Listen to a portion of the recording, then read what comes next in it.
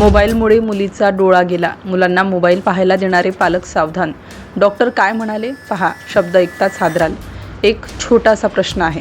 आपण आपल्या मुलांच्या हातात मोबाईल देतो तेव्हा नक्की काय देतो आहोत? खेळणं की धोका? त्या दिवशी सगळं अगदी नेहमीसारखंच होतं. घरात शांतता होती आणि एका कोपऱ्यात एक मुलगी मोबाईलमध्ये पूर्णपणे हरवलेली होती. तिच्या चेहऱ्यावर एकाग्रता होती, पण त्या एकाग्रतेच्या मागे काय दडलं होतं हे कोणालाही माहीत नव्हतं. आई स्वयंपाकात व्यस्त, वडील आपल्या कामात आणि मुलगी ती एका वेगळ्या जगात होती. स्क्रीनच्या आतल्या जगात, जिथे वेळ थांबतो आणि वास्तव हळूहळू दूर जातं. काही मिनिटं, मग तास आणि मग अजून वेळ. कोणी लक्ष दिलं नाही की ती किती वेळ तिथेच बसली आहे.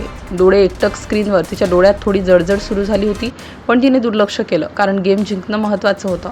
शरीर काय सांगतंय हे नाही. हळूहळू तिच्या चेहऱ्यावर थकवा दिसायला लागला, पण ती थांबली नाही, कारण त्या छोट्या स्क्रीनने तिला पूर्णपणे पकडून ठेवलं होतं. आणि मग काहीतरी विचित्र घडलं. तिने डोळे चोळले, पुन्हा स्क्रीनकडे पाहिलं, पण सगळं स्पष्ट दिसेनासं झालं. ती थोडी घाबरली, पण पुन्हा स्वतःला सावरलं. काही नाही, थोडा थकवा असेल असं तिने स्वतःलाच सांगितलं.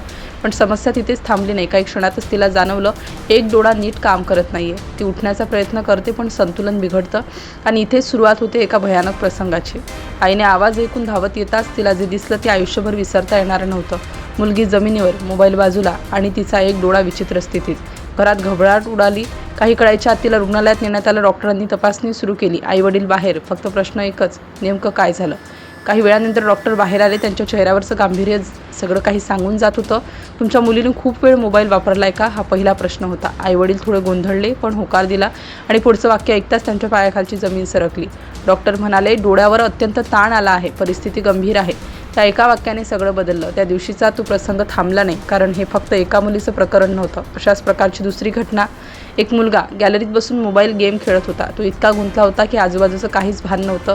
काहीतरी जिंकायचं होतं, कोणाला तरी हरवायचं होतं. आणि अचानक त्याच्या शरीराला झटका आला. हातातून मोबाईल खाली पडला. डोळे फिरले आणि तो थेट जमिनीवर कोसळला. घरच्यांनी पाहताच धाव घेतली. घाईघाईत त्याला उचललं आणि रुग्णालयात नेलं. डॉक्टरांनी एकच गोष्ट सांगितली, अतिवापर आणि मानसिक शारीरिक ताण. हे ऐकून अनेक पालकांना प्रश्न पडतो, मोबाईल एवढा धोकादायक कसा? उत्तर सरळ आहे, पण दुर्लक्षित. ब्लू लाईट, सततचा ताण आणि विश्रांतीचा अभाव. डोळे हे मशीन नाहीत, तेही थकतात आणि कधीकधी कायमचे नुकसान सहन करतात. फक्त डोळेच नाही, मेंदूवरही परिणाम होतो. मुलं चिडचिडी होतात, लक्ष कमी होतं आणि वास्तवापासून दूर जातात.